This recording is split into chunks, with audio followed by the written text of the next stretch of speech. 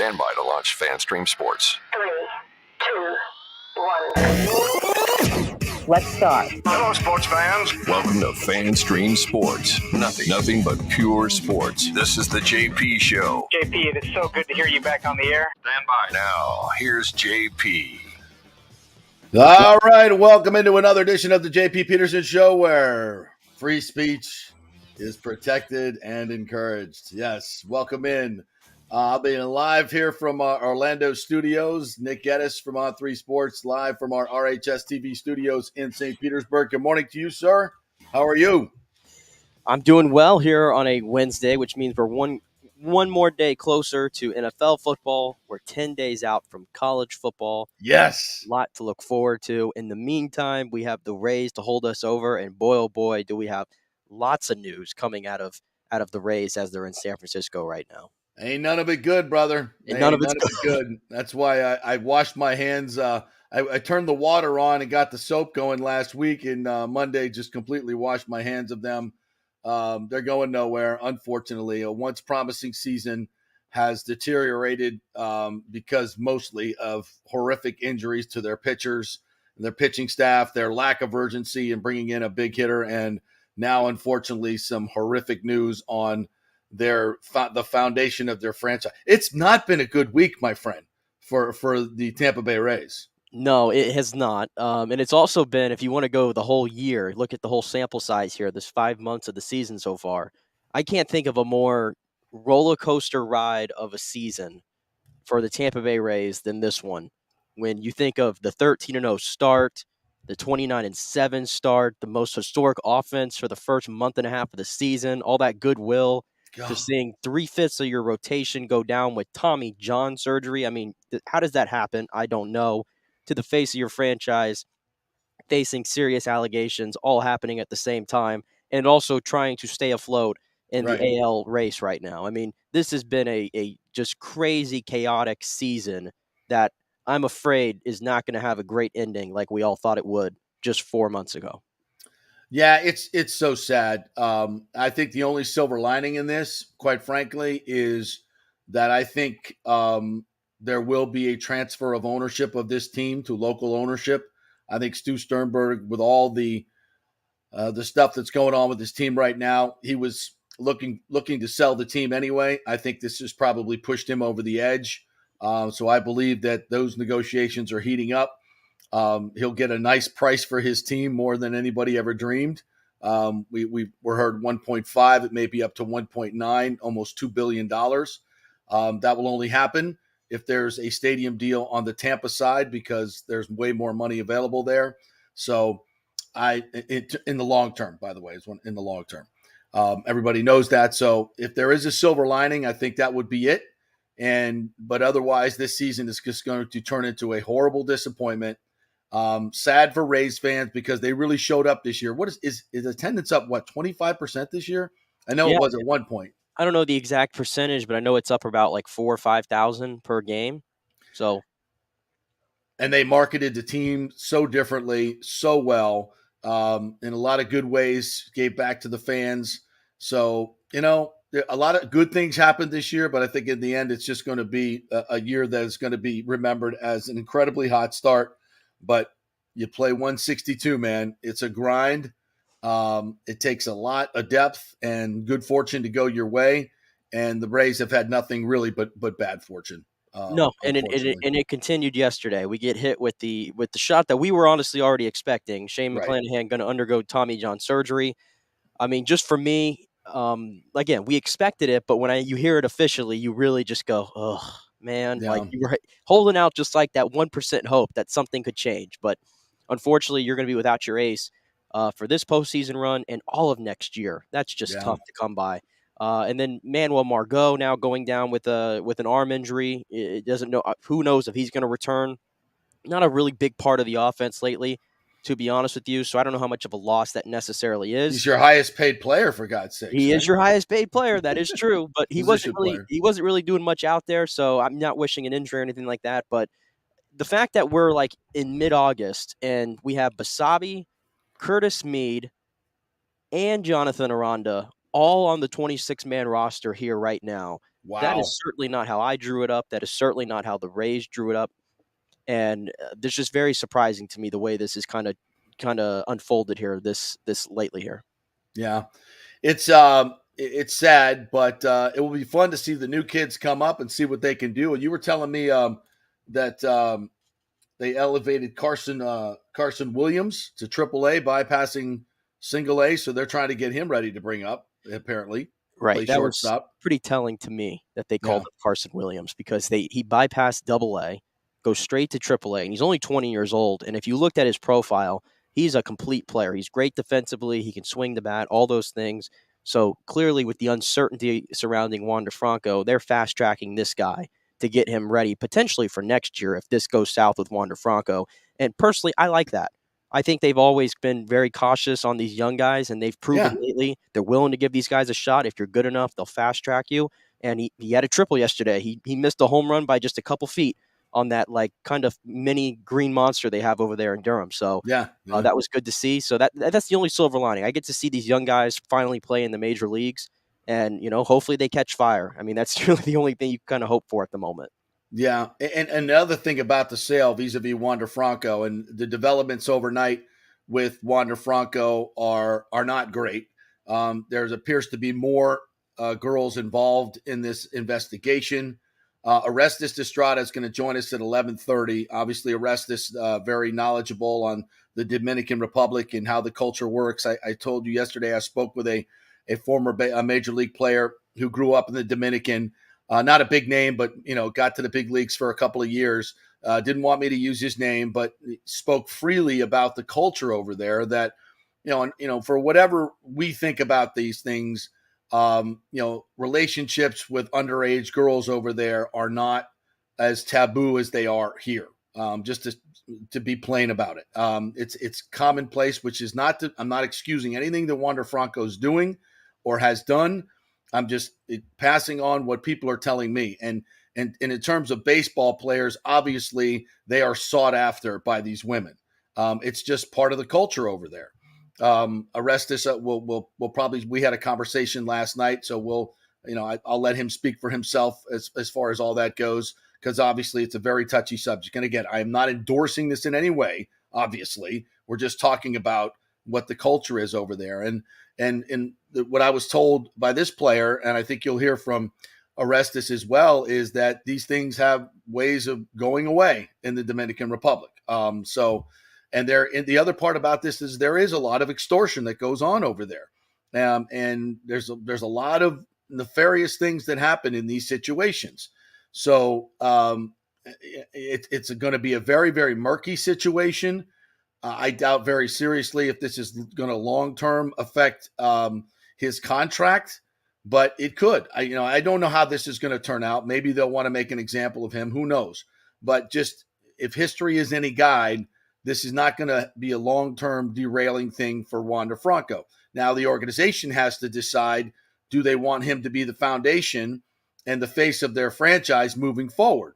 And this new ownership group, if this new ownership group does happen, and I believe it will, probably before the year is out, are they when looking at the balance sheet, is that an asset or a liability in this case that they want on their sheet? When you come and buy, a new apartment complex, or you buy something, you want it to be, stripped down to the bones, right? You don't want a lot of liabilities on that sheet. And I would not be surprised if current ownership would be desirous of getting rid of that liability on their balance sheet in order to get a deal done.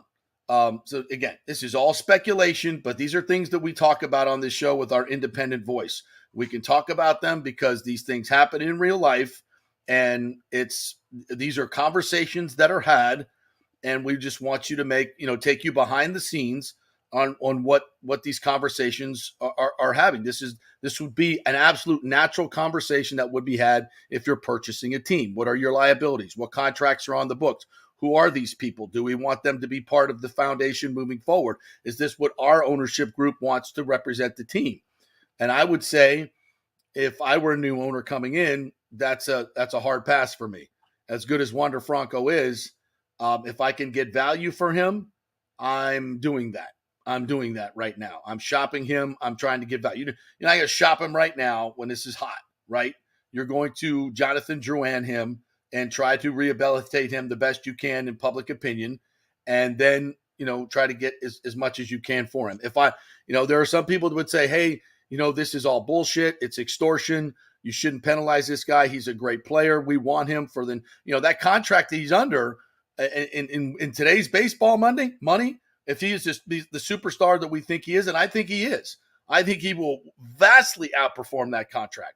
There will be teams in this league that don't give a crap about any of the off-field stuff and say, and just say, no, give me Wander Franco. Hell yeah. At that price, hell yes. Well, then again, I mean, pay attention to some of the other things that have happened. I mean, I believe we do have precedent in Major League Baseball of this similar very happening. If you recall Felipe Vasquez, the pitcher for the Pirates, I believe this happened about 3-4 years ago, if I'm not mistaken. And he was the same thing, allegedly in a relationship with a younger minor, I want to say. And he got 2 to 4 years in prison. Wow. I think is what ended up happening to Felipe Vasquez. I probably should. Was that in the Dominican? It might. I want to confirm that, but I just remember that Felipe Vasquez, who was one of the better relievers at the time, that did happen to him. He's from Venezuela. Felipe Vasquez, but very different culture. Right. Very different culture. I just recall it being a very similar situation, and he got dinged obviously pretty hard, and career over, life changed forever, all those things. And even, Trevor Bauer, a different situation with what happened there. And, right. There's, as far as great as he is as a pitcher, I mean, this is a Cy Young winner, but guess where he's at? He's playing in the Japanese league or the Korean league, I believe. And nobody wanted to touch him. Yeah. He's killing it down there or over there, but nobody wants to touch him. Yeah. So I don't know. That was not an underage situation. No. That was a situation with a woman who, we don't want to get into the details of this, but she was into S&M and all those type things, and Trevor Bauer took it a little too far, and allegedly, and but either way, it was unsavory. Like no organizations don't like that around them, representing them. Every time Wander goes out on the field, what are the opposing fans going to be saying? What kind of signs are we going to see? And by the way, I wanted to get it right real quick because obviously it's a serious thing with Felipe Vasquez. I went to confirm it. He had a sexual relationship with a 13-year-old female from Lee County, Florida, and he actually admitted to it in 2017. And he was 21 felony counts and all that, and then 2 to 4 years in state prison in 2021. So, so it did happen to Felipe Vasquez. So that's why you can't really rule out all options as far as I'm concerned. And also to the point where the Rays want to keep him regardless. What do the Rays value most in their players that they bring in? They're very big on high character, no? No, they value their inexpensive contracts vis-a-vis their talent. They like cheap. They like young, cheap, good players that are under control. That's what they value most. Okay, but they really love second most guys. Yes. They really love high character guys who are not going to rock the boat. Right. That's always been a staple of them. So do they want the face of the franchise to be the guy that has already rocked the boat a little bit and brings the uncertainty around him and the immaturity issues? Big question mark for the Rays, regardless of how talented he is. Well, and that's just what I've said for a couple of months now. When the Rays made that unusual step months ago of going to the media, like taking it out from under the rug and going to the media and putting it out on Front Street that he was a bad teammate, that was shocking to me. Because number one, if you don't like the guy, you're crushing his trade value by doing that, by putting that out. Number two, maybe were they trying to get ahead of something that they knew was already out, was going to get out there? That's something else that you might want to consider. Then suspending him and making it very public that he has not been a good teammate. I mean, all these things are very, very weird to put that out into the public, especially when you have this much of a liability in terms of how much you're going to owe him, $182 million, which again, over 11 years is not a lot of money in baseball these days. It's just not for a superstar player. So, again, there's a lot of tentacles to this. And we'll have to wait and see how the legal system plays out. But I think you'll hear from Orestes and what I told you yesterday from that other player that, these things have a way of going away, and these things have a way of being untrue. in the Dominican Republic. You don't know if it was we know for a fact there has been extortion in this case. And when people are asking for money, that's red flag right away. Now, he may have done it. I don't know. But I know this. If you're extorting somebody, usually there's something nefarious going on there, obviously, whether you're lying about the age, lying about the situation, something. So we'll let that part of it play out. But what's clear right now is that the Rays have to make a choice, however it's going to play out, right? They already know a lot about Wander as a player and as a teammate, and they have to decide if they want him around, whether he's exonerated. If he's not exonerated, he won't be around. So right, and keep in they'll mind, make the decision for him. And keep in mind, I don't think we've even mentioned it yet. Keep in mind the latest development that was on this case, and this was from one of the more reputable newspapers in the Dominican Republic, from what I understand yesterday. And the quote in there is that this case is not as simple as it's being rumored in some media outlets. There are many people involved and more minors involved, right?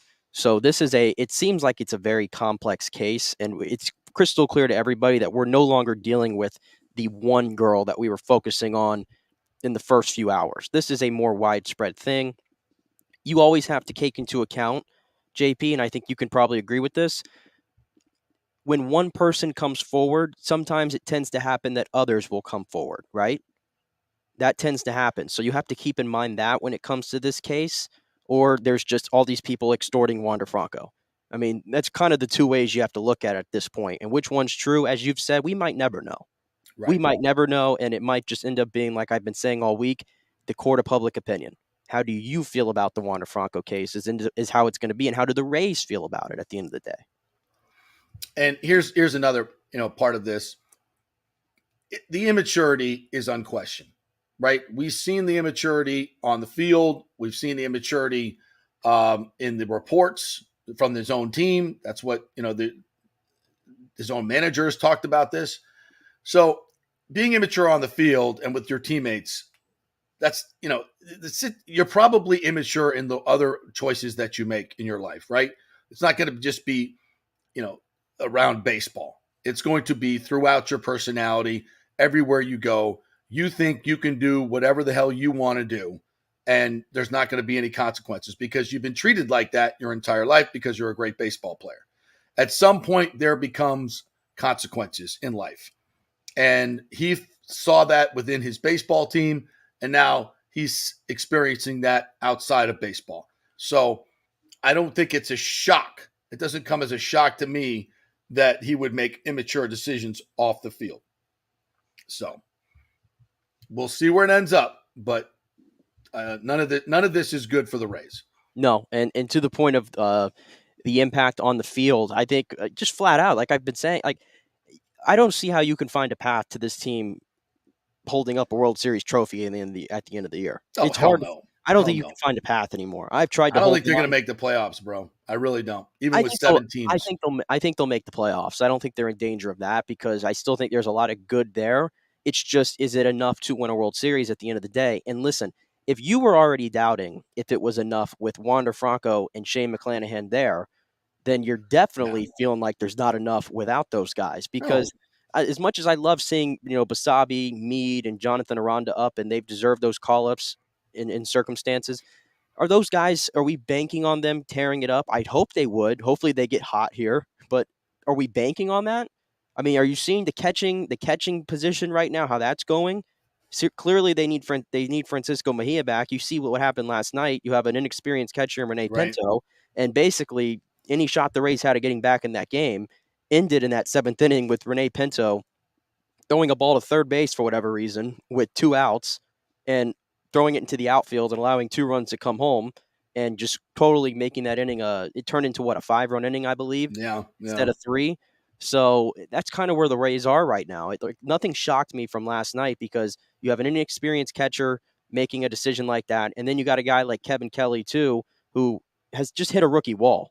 If quite frankly, it's clear as day to me that Kevin Kelly has hit a rookie wall. So now I have to worry about that with a lot of the other guys in the bullpen too, because you only have 3 starters going right now. And if I'm going to be honest, Aaron Savali 2 starts through, not great. Not great. Stuff doesn't look that great. No. 2 starts through. No. It's certainly not replacing Shane McClanahan. No, it's not even And close. the stuff, and like you said, the stuff is not special. It's just the It doesn't stuff. look special to The me. stuff to me doesn't look special. No. No, and you'll see inconsistency. You know, they against the Boltzmann day they have 10 runs and a season high 18 hits, and then the next night they get shut out. And like you say, young players make stupid mistakes. Rene Pinto, Mejia, by the way, had a RBI hit last night at Durham, so I'm guessing that he's not far from coming back. Right. They need to get him back. Right, and to Jordan G's point, by the way, they this is the funny thing because it feels like doomsday over here. They have the third best record in baseball. I know, it's crazy. That's the crazy thing, but it doesn't feel like it. Well, it doesn't feel like it. And when I look at the other because teams baseball around is the league, you go in segments, right? Right. You look at their last 2.5 months and they're well under 500. So it's just that's just not the team that we saw. And if you go back to July 1, they're well under 500. This is just not. If you go back to the initial Wander Franco suspension, this team I think is 10 games under 500. I mean, and that's not. It's not a coincidence. let's be honest. It's been better of late. Since that road trip, they've clearly found something, and they've been able to continue to win series, which is really the big thing. And also keep in mind, at the beginning of the year, we said because they got off to the great start, they could play 500 ball the rest of the year. Yeah. And they're going to win 95 games to get in the postseason. I still believe that's going to happen. It's just the way they're getting there of playing that 500 ball. And what are they going to do when they get there? That's the thing. Squat. It's like at the end of the day, you got to get to the postseason. What's going to happen? And as I've been saying, right now you're going to play Houston in the postseason. So you got to face Verlander, you got to face Framber Valdez, and you got to face Christian Javier in a 3-game wild card thing. And the Rays are going to put Glasnow, Eflin, obviously I love, and Savali, but with a team that clearly is a bit fractured right now against can't score runs against the lead pitcher, the World Series champions. So that's why I'm not really betting on them right now. I can't find a path through Houston. No, and let's get to some of our great commenters. We thank you guys for jumping in.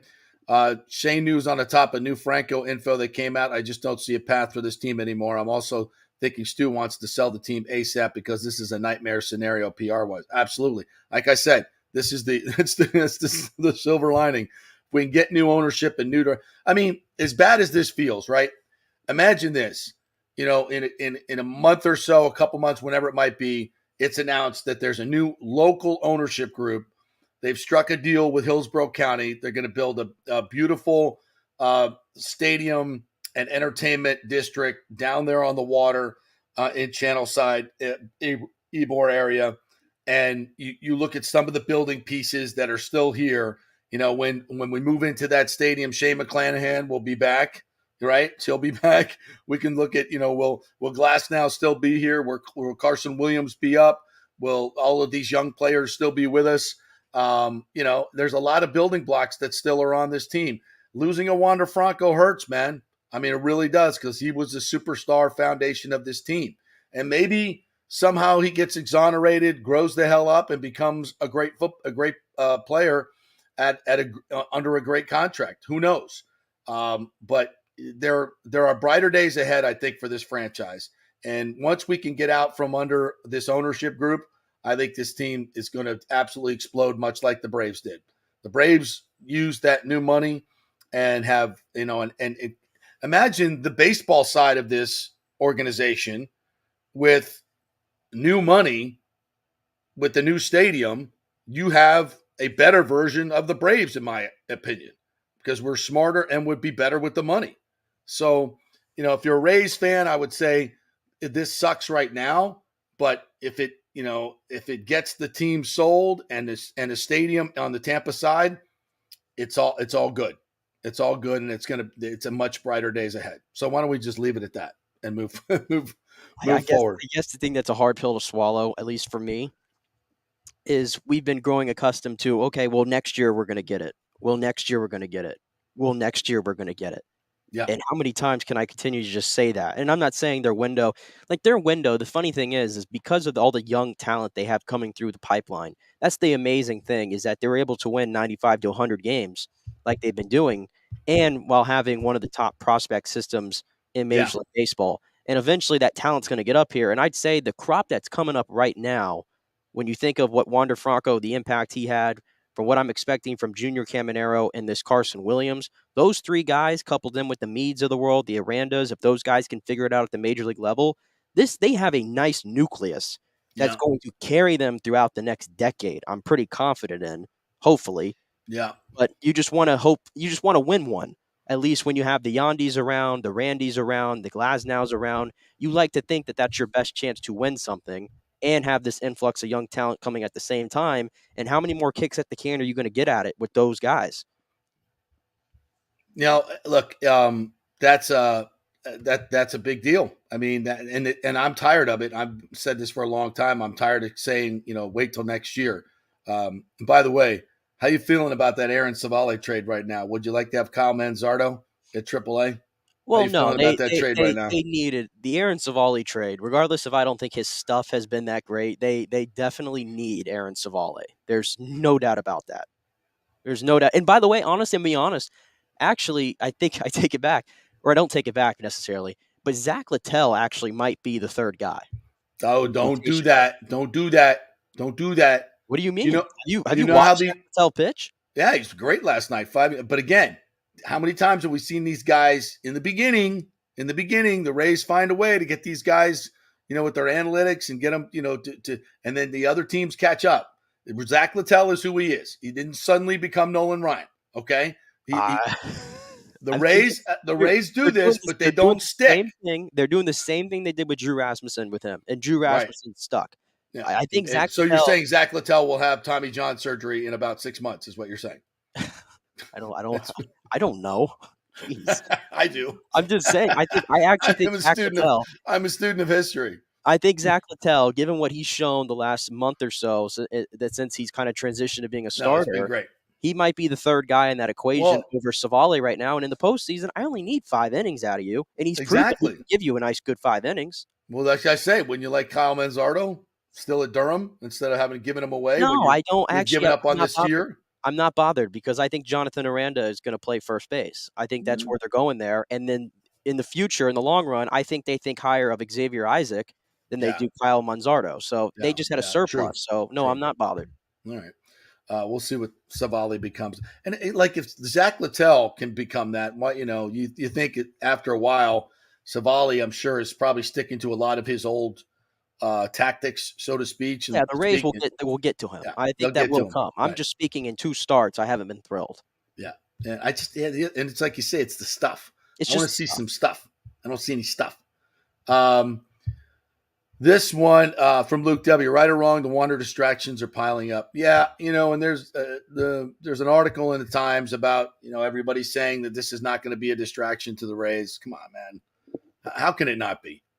Your hottest player, but I said, he said this yesterday. Could it be a positive? Could the team rally around it because, he's been removed from the clubhouse? Maybe. We'll see. But you're still missing the player. You're still missing, baseball is still a game it's a team game, but of individual perforence, right? You need the Jimmys and Joes. You got a guy in the 3-hole that's, hitting .411 over the last 2 weeks with, 5 home runs and 16 RBI. You can get all the chemistry you want in but when you come in that 3-hole and it's Brandon Lau instead of Wander Franco, and Brandon's been okay lately, but we know that the swoon is coming. It's just different.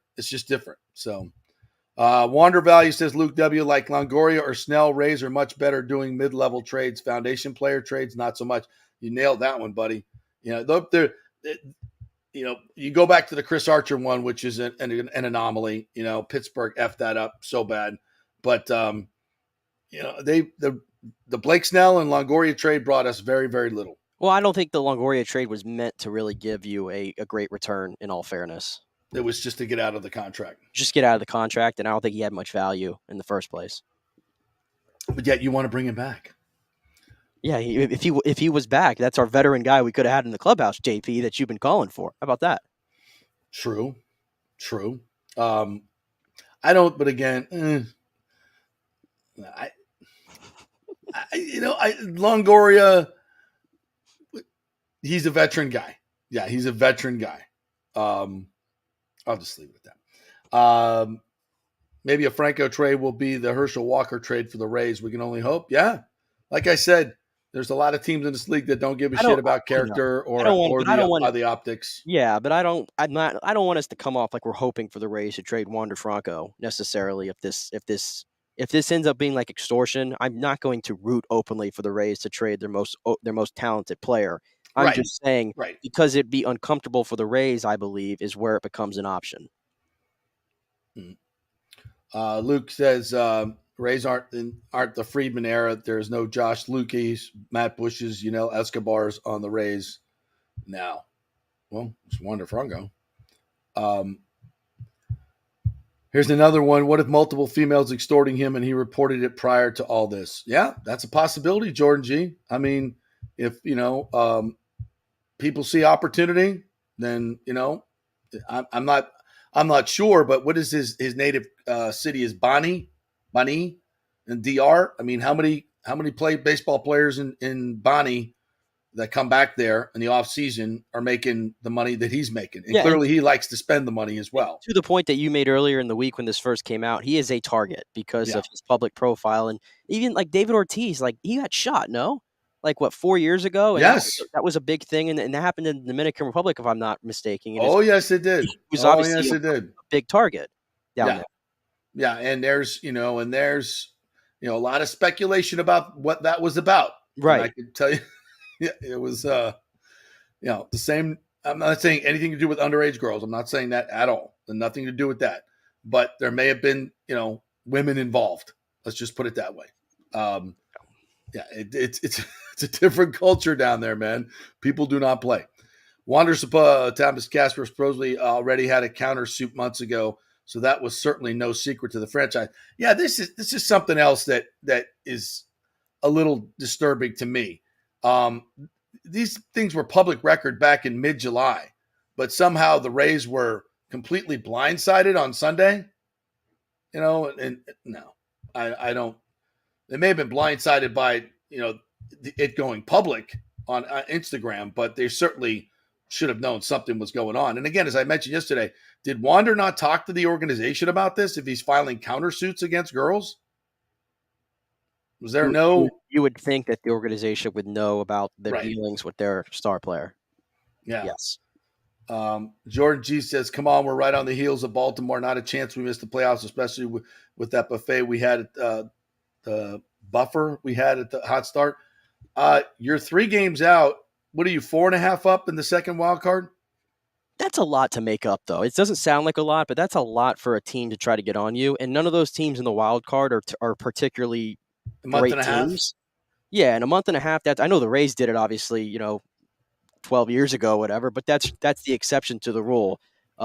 Seattle, Boston, and New York is not catching Toronto, Houston, and the Rays. It's just not happening. Yeah, you could be right. All right, let's switch gears a little bit. We'll take a quick break. We'll come back. Scott Reynolds for the Pewter Report's going to join us, and we'll talk about the Bucks up in New Jersey taking on the Jets for 1 day, not 2. Jerks, the Jets are. So quick break. Back with Scott Reynolds, Pewter Report, in just a minute. Stay with us.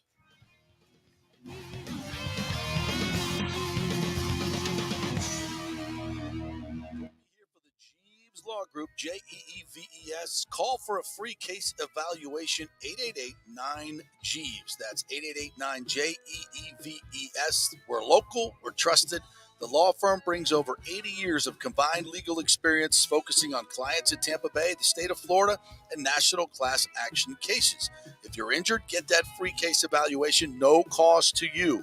The Jeeves Law Group's focus is on auto, truck, and motorcycle accidents, as well as class action and consumer protection law. Scott Jeeves is a board-certified civil trial lawyer and a certified circuit court mediator practicing in the Tampa Bay area for over 30 years. You hear him on the show all the time. Great guy, big Gator fan, and great for the community. The Jeeves Law Group is a highly skilled team with years of experience that will apply their skills, expertise, and knowledge to assist individuals who have been in an accident with compensation for damages, lost wages, medical expenses, pain and suffering, and property damage. Get that free case evaluation, 888-9-JEEVES. That's 888-9-JEEVES. Hey guys, are you experiencing those feelings of getting older, lower sex drive, fatigue, hot flashes, moodiness, or you just don't feel like you had the vitality you once had? It's a chronic problem here in the United States. You're not just getting old, it's likely low testosterone. Studies over the last 20 years show a shocking decline in younger males aged 16 to 39. Older men have seen a sharp decline as well. So do something about it. Go see my friend Christopher Lugo at Bay Area Modern Medicine. Look, testosterone replacement is not a frivolous treatment. It takes a professional, targeted approach that focuses on total body wellness, vitality, and emotional stability, not a one-size-fits-all approach like many clinics use. They will monitor your blood work and adjust your treatment as needed for optimal results. Folks, I've been on testosterone therapy for over 6 years, and it is a life changer. You will feel and look better than you did 10 years ago. Give them a call at 844-977-3477 or go to BAMMC.com. Tell them JP sent you for priority scheduling. That's 844-977-3477 or BAMMC.com. Hey, JP here for Extravaganza Productions Incorporated, EPI. You've probably seen their purple logo at so many events that you've gone to. They are based in Tampa. And for over 33 years, they've been creating and producing conferences, meetings, and special events, the biggest to the smallest. Solid reputation of delivering the best audio-visual, sound, lighting, entertainment, video production, and decor on time and on budget. I've worked with them with so many big events. The Warrior Games, which was an Olympic-style event all over Tampa Bay, from McDill to the Convention Center to USF. They did it flawlessly, made it look big and fantastic. I've worked with them on small events as well, large and small meetings and conferences, sporting events, fundraisers. If you got a fundraiser, you don't know the logistical way to pull it off, they'll take care of everything. Entertainment events, branding events, grand openings, so much more. The folks at Extravaganza Productions are the most professional and the best. I've worked with them many times. They are fantastic. You can contact them through extravaganzaproductions.com or call 813-621-4700. Extravaganza Productions, they are awesome. Coming back at you. Now, more with JP on FanStream Sports. It's only just begun. All right, welcome back to the JP Peterson Show, brought to you by the Jeeves Law Group, JEEVES lawgroup.com. Scott Jeeves will join us tomorrow in studio, so look forward to that for the Gator Report, and look forward to chatting with him about all things going on in the legal profession around here, and also some Gator football. He's a big fan.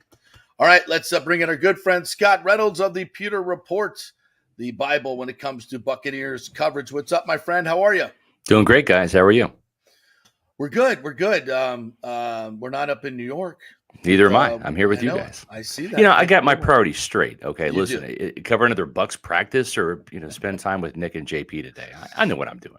We got Matt Matera, who's a New Yorker, up there in his home stomping grounds, and Adam Slavon, we call him Sly. Both those guys are up there locking it down with Pewter Report coverage. We'll have a Pewter Report podcast tonight at 7 p.m., recapping all the action from the Bucks Jets joint practices. That's 7 p.m. prime time Eastern time tonight on our Pewter Report TV channel. That's on YouTube. Any early reports back from the boys here? I've got a keen eye here on our Pewter Report Twitter, and as it stands right now, they're getting prepared for practice. They've done some warm-ups so far, and we're 40 minutes into practice right now, so it's still looking like Buccaneers going up against the Bucks right now, just doing some individual work, etc. I don't think the joint part of the practice starts for another maybe 10, 15 minutes. So from what I understand, though, the Jets have similar media policies that the Bucks do. So you get about the first 20, 30 minutes to film. Right. And then after that, no more cameras, and that's just like live tweets, and that's it. So, but stay tuned to @Pewter Report on Twitter, and Matt and Sly will have all the coverage for you guys. So what do you think about the Jets' 11th hour decision to just do one joint practice? I think that's completely unprofessional. Yeah. I think that the Bucs should certainly file a grievance with the NFL on some levels. I know the Bucs, you probably set up a lot of their preseason camp thinking that this is where they were going to get a lot of key evaluation. They may have sat players in the first game because of it. Well, JP, it's obvious that the Jets are running scared, right? I mean, they're afraid of the Buccaneers. I think that's pretty apparent. That's the message that I'm getting from this team now. Listen, the Jets are the host team. They get to kind of make the rules. But I will say it's disappointing. It really has pissed off some people in the Bucs organization. It really has. Flashback to last year. The Buccaneers were able to do 2 sessions of joint practices, 2 at home with the Dolphins prior to their home preseason game against Miami. Then the next week, I was up there for about 4 or 5 days because it's Nashville. But of course, but they had 2 joint practices with the Titans before their road game up there in Nashville. So that's 4 joint practices against NFL teams, 2 different NFL teams. But now it's been whittled down to just 1 joint practice, and that's it. I don't know that they reached out to the Steelers or the Ravens to do any joint practices or not. I'm not sure about that, but it is disappointing. Now, I will say this from an entertainment standpoint, right? You feel bad. I saw in that preseason opener against the Steelers, there were, fans in the stands. One of them said, I flew all this way from Germany to see Mike Evans catch a pass. Mike Evans didn't play. Right. Sorry. But I do think this maybe alters some of Todd Bowles' strategy. The plan was to have 2 days worth of joint practices, mostly starters on starters. Right. Get the starters the work in the practices, and then maybe rest those guys again. That was supposed to be the game plan. Now it might change. Now we might see a Tristan Wirfs, a Matt Filer. We might see any defensive starter for the Buccaneers. So we'll have to wait and see until Saturday exactly, but that might change the plans for the preseason game.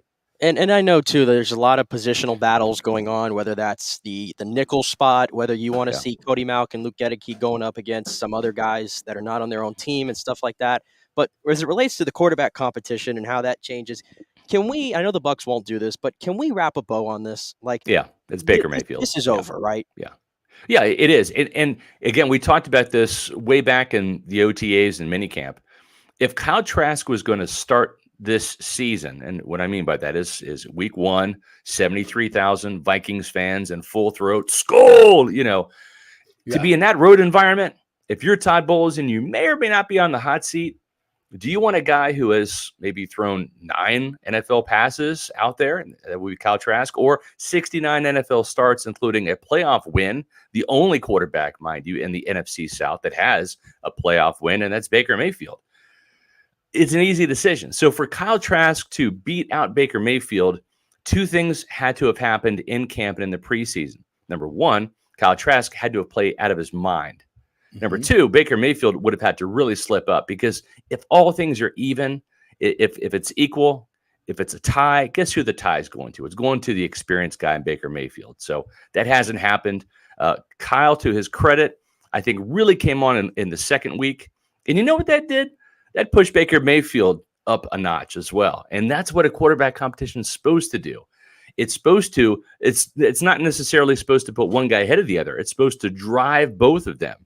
And I think once Kyle came on in the second week, what'd you see happen with Baker? Boom, he turned it on the third week of camp. Had a really very good opening debut with the Buccaneers against the Steelers. Then what happened on Sunday, the next practice? He was lights out, probably his best practice so far. He and Mike Evans were connecting all over the field.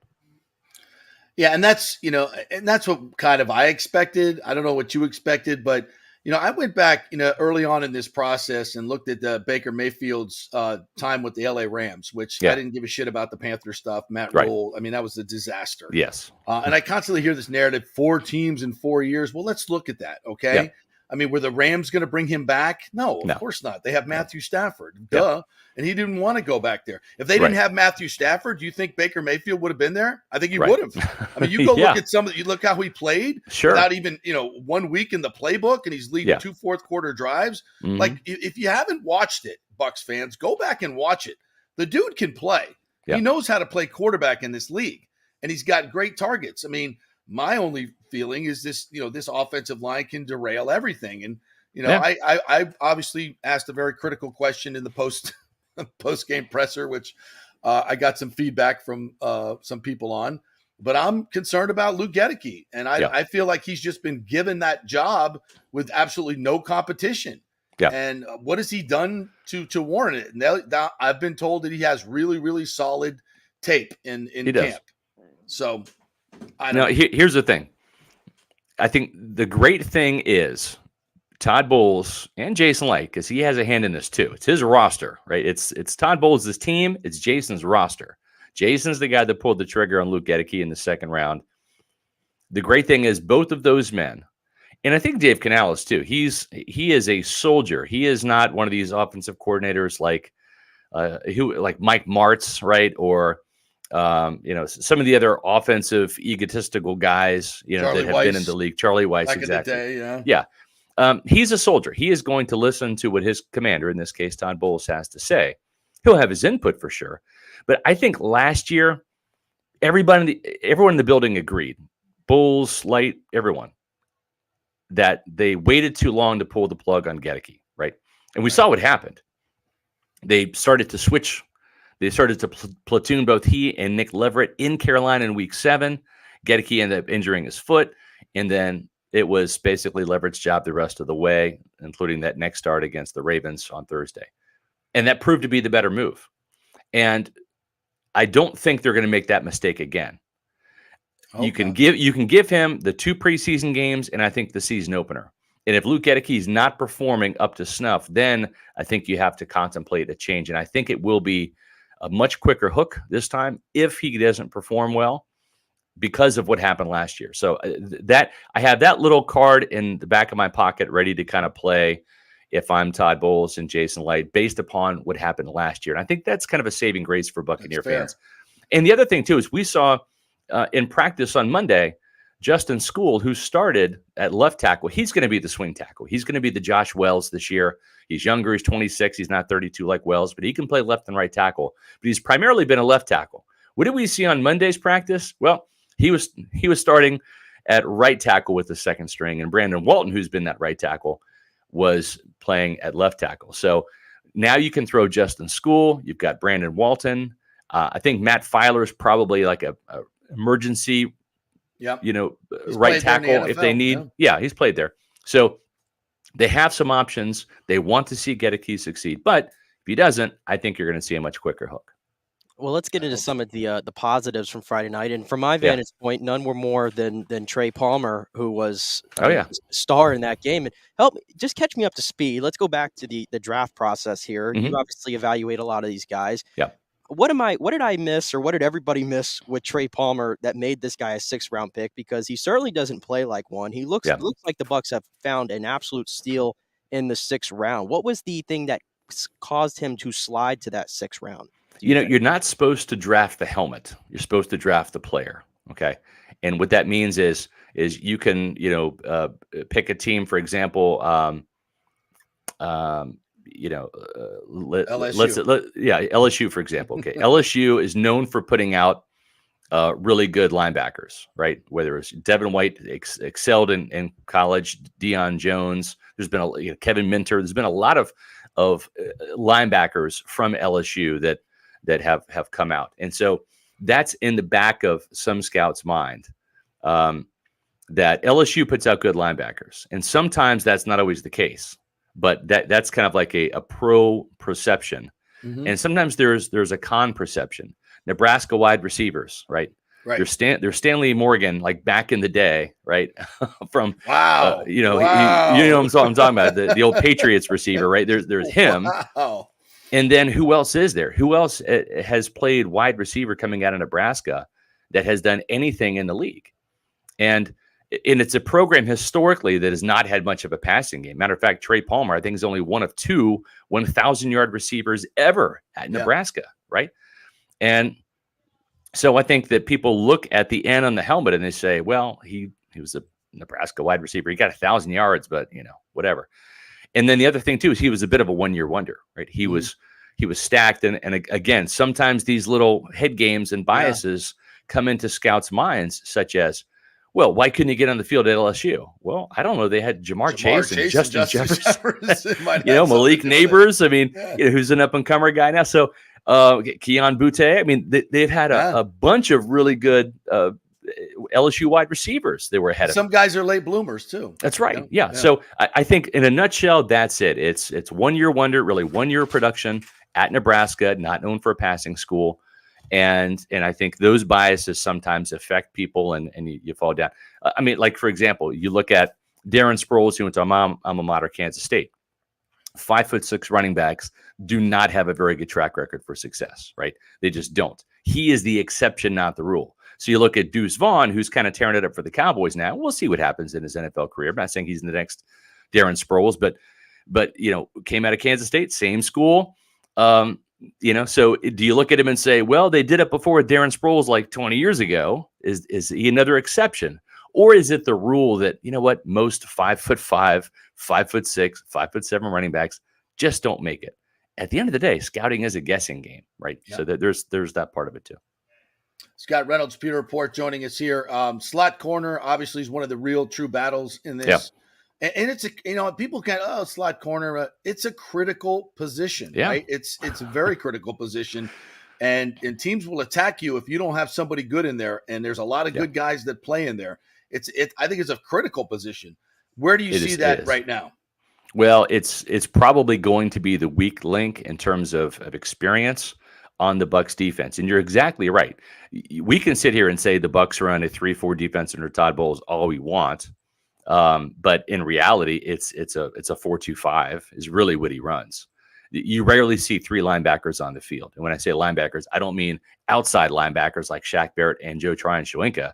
I mean inside linebackers, right? You don't have that 3 linebackers across the board. Now, there's going to be a couple times where if you're faced in a regular personnel format, like a 12 personnel, 13 personnel, they might want an extra linebacker on there. You might see more of that true 3-4, and you might see Servassier Dennis out there on the linebacker level next to Devin White and Levante David. But most of the time, the Bucs are a nickel. And that means a 4-man front, 2 linebackers, and 5 DBs. And that 5th DB is your nickel. That's why they call it nickel. And that slot cornerback is either going to be Chris Isian, who's a rookie, Josh Hayes, who's a rookie, or D. Delaney, who's been a career backup. Those are your 3 options right now. And Todd Bowles is not afraid to play rookies or young players. He did it in 2019. They drafted Jamel Dean and Sean Murphy-Bunting. Both of those rookie corners played a significant amount of football. The next year, Antoine Winfield Jr. was a starter wire to wire for the Bucs Super Bowl team in 2020. So he's not afraid of doing that. It just, you got to pick the right guy. Pick the best guy out of those not so great options. I think it's going to be Chris Isian. We'll see. And if not, it might be D. Delaney. I love my Kansas State guy, Josh Hayes. I think he's going to be a work in progress. He might be the guy that starts the season on the practice squad. But I think Isian right now is the inside track. And let's go to the competition that nobody wants to talk about, and that is the kicker competition. Which I mean, it's kind of weird. We've been so accustomed to seeing so many kicker competitions. It feels like year in and year out. And then for the last 3 years, we've had stability. Yeah. And here we are again, Chase McClanahan and Rodrigo Blankenship. Who do you think has the upper hand there? And are we going to be having to wince every time we see kicks again, you think, when the regular season starts? Well, when your name is Rodrigo Blankenship and your nickname is Hot Rod, right? Like, you should get the job. I mean, I'm just saying. He was Georgia Bulldog, and I love Hot Rod. Matter of fact, little known fact, when I go on the road and I order food at restaurants or whatever, I will say, they'll ask for your name so they can call out over the loudspeaker. I say Rodrigo, but you can call me Hot Rod. So that's a little fun fact about Scott Reynolds. But back to your question. I love it. I'd love to see Rodrigo get it, but Chase McClanahan, when you look at the hierarchy of things, he was the kicker signed in free agency, right? He was the guy that they kind of, picked and said back in March, we want this guy to be our kicker. Then when they had the other kicker, and I forgot his name because he's long gone, on the roster, he wasn't working out. Rodrigo was a late addition. And sometimes that matters, right? Because they had Matt Gay in-house and they brought in Ryan Suckup as the late addition, and Suckup ended up winning the job. I feel pretty good because both of these guys have kind of been there and done that in the league. And when Rodrigo's been healthy in Indy, he had a really good, I think, rookie season. And then he got hurt. So Chase McClanahan, both these guys are known for having big legs. And I think Chase ultimately wins it, but we'll see. Rodrigo, Hot Rod, started off hot in that first preseason game. I think this game against the Jets will be McLaughlin's game. And then you have the kicker duel in the third game with each guy probably alternating. I think it's going to go to McLaughlin. I think he's been a little bit more consistent in practice. But you're telling me we're not going to have a Kyle Brenza, Patrick Murray situation here. I hope not. You're bringing back some. They're going to be better dark memories, man. I can't help myself. I'm thinking about the kickers, and I'm like, please don't let me go down these dark. Jason Light has done a really, really good job finding offensive linemen right throughout his career. Tristan Wirfs, Donovan Smith, Ali Marpet, Alex Kappa. He's drafted well in the first round. He's found some gems from some smaller schools like Humboldt State and Marpet from Hobart College, right? Jason Light knows offensive line. That's why I'm giving him, a little bit of leeway with Gedeke and Cody Malcolm. We'll see what happens. Yeah. Kickers, holy crap, has this guy struggled? I mean, he just has. He'll be the first to admit. And that should be the easiest thing to evaluate, right? Kick ball through, if the guy did it in college, it's the same freaking thing, for God's sake. Exactly. Find the Lou Groza Award winner, and pretty simple. But you know what? He did that with Matt Gay. He did it with Matt Gay, and Matt Gay is now one of the best kickers in the league, but sometimes you need that change of scenery to excel and go to the next level. And that south end zone was just like the Bermuda Triangle for Matt Gay. And if he stayed in Tampa, I don't know if he would have continued to have success. I think sometimes in NFL players, and it's happened with the Buccaneers. Yeah. John Gruden was famous for getting the Chris Hovans, off the trash heap, and all of a sudden they kind of blossom in Tampa. And JPP was kind of left for dead up there in New York, and he comes down here, gets a Super Bowl, gets a Pro Bowl. So it's unfortunate, right? Because he did draft a really good kicker after he drafted a really bad kicker. And we're not even going to mention his name, the Florida State guy. I don't want to tarnish your school there, JP. Roberto. And that guy, all he did was make every freaking kick in college. Yeah, exactly. Draft the guy, and everybody's, you can't use a pick that high. Look, if he's the best kicker in college in the last 3 years, you figure. But I tell you, I will say this. I don't know if you ever said, the first time I interviewed the dude, I was like, oh shit. Yeah. Well, Jason Light won't say it, but I'll say it for him. He got sold a bag of goods. Yeah. With that, he did not get good scouting whatsoever when it comes to the right intel from Florida State. I'll just leave it at that. And what's inside. I mean, some guys, when you get to the NFL, you get wide-eyed and you understand that these guys' mortgages and their contracts are on your and they freak out. They can't handle it, and that's what happened to that kid. Here's a quick little Roberto story. If you remember when the Bucs went out to play the Chargers, this is like several years ago. I think it was his rookie season. Jameis Winston, of all people, stood up before the season started and said, "Hey, when we go on the road, no wives and girlfriends. This is not a vacation. Like, leave them at home. Tell them, honey, I'll see you, Sunday night after the game, but no wives and girlfriends. Okay, it's just not happening." So what happened was, and I'm not going to say who said this. It was someone within the Bucs organization told me this, that before the game on like Sunday morning, Roberto's girlfriend was in the lobby yelling and screaming at Roberto. And that person said, "Oh my God. Oh God, he's not going to have a good day." And I think he missed like a kick or two. The Bucs ended up winning, I think, because of a Levante David pick six. They came back to beat the Phillip Rivers led Chargers. But it happened. Roberto didn't have a good day. I mean, kicking is like 90% mental, 10% physical, and it's pass fail. Either you make it and you get the A, or you miss it, you get the F. It's all. And it does take a ton of mental toughness and mental fortitude. Yeah, more than I would have, certainly. But yeah. And by the way, the Rodrigo Blankenship, I saw him in the locker room. Yeah.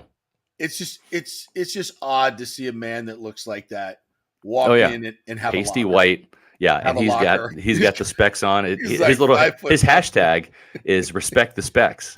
He's got a cool sense of humor. He's a cool dude, but he looks like the geekiest football player you could possibly imagine. I would say he looked like my paper boy, but my paper boy is a little bit bigger.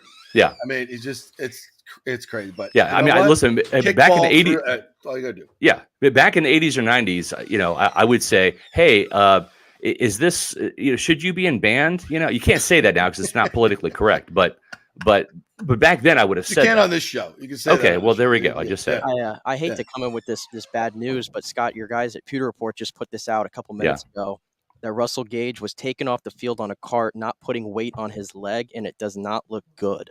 Yeah. Russell Well, Gage. I'm just getting a phone call now from from those guys. So yeah, we talked about Trey Palmer, and he's going to be your third wide receiver for sure. So yeah, there you go. Russell Gage. Listen, in my opinion, I think he was going to get passed on the depth chart anyways. He's been behind. He just did not look like he was back. I mean, he missed some time with that injury. I got to do a story right now, so it's good we're winding this down. But yeah, Trey Palmer's wide receiver 3, Devin Tompkins wide receiver 4. Yep. I don't know what the injury is, but I would not be surprised if he's IR, because the thing is, he's guaranteed his money, $7 million. He did the pay cut, so the $7 million is set in stone. He's going to get paid whether he's playing and occupying a roster spot or whether he's on IR. He's going to get his money. At this point in time, I'm like, if you can't stay healthy, you can't help the club and the tub, right? Yep. The greatest part of the greatest ability is availability. And if you're not ready to help the team, like, let Devin Tompkins get out there, let Trey Palmer get out there, make a roster spot for David Moore, who looks really good. How about Raheem Jarrett, right? I think there's enough rosters, receivers in this roster. You don't need Russell Gage to have success. Yeah, I totally agree. All right, Scotty, tell the folks before you get out of here where to go find that story on Cage getting taken off the field. Well, at PeterReport.com, we'll have a story up as soon as I write it, probably in about 15 minutes. You can also follow Matt and Sly. They're tweeting all the action on X. It feels weird to say tweeting on X, but I guess that's where they're posting on X now. Xing on X. At Peter Report. You can find us on Facebook and Instagram, also at Peter Report. And then again, 7 p.m. tonight, we've got the Peter Report podcast live from New York. Matt and Adam up there. And that's on our YouTube channel, Peter Report TV. Make sure you subscribe to that. Join the Peter people. We have over 11,200 subscribers, and we want you to be the next one. I want to see what Luke Gedicke's doing against those Jets defensive ends in one-on-ones. We shall see. We'll find out. All right, Scotty. Thanks, buddy. Appreciate it. You got it, guys. PeterReport.com. Nick, JP, Great. we'll see you. Scott Reynolds right there, or Rodrigo if he's getting a pie at the pizza place. Rodrigo. Extra pepperoni, double cheese. I need it. What name am I going to use? I need to come up with a name for one of those. I don't know. You said you love Servassier, so there you go. You nailed it. Servassier. That's going to be my name. Yep, Servassier from now on. I'm going to be Servassier. Yes. But goodness gracious, Starbucks. Goodness gracious, this injury to Russell Gage. Not looking good, by the way. I heard I'm reading the tweets here. I guess he was crying. Obviously, everybody kneeling around him and everything, so does not look good whatsoever. And it sounds like, according to Rick Stroud, that he was backpedaling when it happened. Backpedaling. So just non-contact. Just non-contact. What it sounds like, and we all know what that typically means. Wow. Some guys are just injury prone, man. They're just injury prone. It's crazy. Some guys can go 215 games without missing a game, Rondé. And then some guys can't go one game. It's honestly a shame. This guy, I don't know if you've gotten clearly by the definition of a free agent signing, he is a bust. Yeah. There is no other way to look at it. But it's unfortunate because it's just been injuries that have certainly derailed his time here in Tampa Bay. And this is going to be another lost season. And all of a sudden, the wide receiver depth is going to be tested. But I think the Bucs have a lot of talent there with Trey Palmer and Devin Tompkins to get by. Yeah. Yeah. But I've always been like, and this is, I don't want this to sound like hindsight guy, but signing up a receiver to that much money that Jason Light signed him to, and I know he torched the Bucs and had, a good season for Atlanta, but there's so many good receivers in the draft. Receivers are a lot like running backs, except for the number ones and 1As, right? The Godwin, you found him in the third round. Trey Palmer is going to beat out Russell Gage. He was a 6th-round pick. He was going to beat him out anyway, right? So to go out and spend that much money on a wide receiver 2 or 3, when you got Godwin and Evans, I never really thought of that as a great expenditure. Well, let's be honest. Go spend it on a lineman, for God's sake. Right, but because of the fact that we were in that window with Tom Brady, and they were looking at it, I think, specifically of how are we going to replace Antonio Brown. I think that's in Chris Godwin's injury. Obviously, he's not going to be what he used to be, at least for year one. How do we replace that? Good points. I think in the moment it made sense. But on the And afterlife, Brady didn't want to work with a rookie. He doesn't want to work with rookies. So right, and there's no problem, and there's nothing Yeah. wrong with that. Nothing wrong with that. No, But absolutely. for Load this up. team now, Russell Gage is probably not of use. And you make a great point. If it wasn't the Brady situation, he probably wouldn't have done it. He probably wouldn't have done it. I don't think he would have spent that money on a Russell Gage. And that's the other thing. That offense was dependent on getting guys who could beat other guys one-on-one and run great routes. They had to beat their guy. So, hard for rookies, even great ones, to come in and be able to have the nuances of getting open like that. So, yeah, you're absolutely right. I think in general he wouldn't do that, but in that case, probably was told to by the real GM. Yeah, exactly. All right, quick break. When we come back, we'll talk a little bit more Buccaneers. We'll get an update on what's going on with the Bucs and Jets. We got some other stories to get to around the NFL. Update on the Michael Orr situation. A little bit of NBA crazy ass news. So lots more to get to in the second hour. Stay with us here. We're brought to you by Bay Area Modern Medical Center. Chris Lugo, he was on with us yesterday, and one of the great reasons you go to him is because he spends an hour going over your blood work and telling you what you should be doing, how to adjust your nutrition and your supplements because of it for optimum health. It's just fantastic how much time you get with him and how much interest he takes and gives you a personal plan, folks. Preventative medicine, not after the fact, preventative medicine before it happens. That's the way they do it at Bay Area Modern Medical Center. BAMMC.com. Make your appointment today. Back in 3. Stay with us. Do you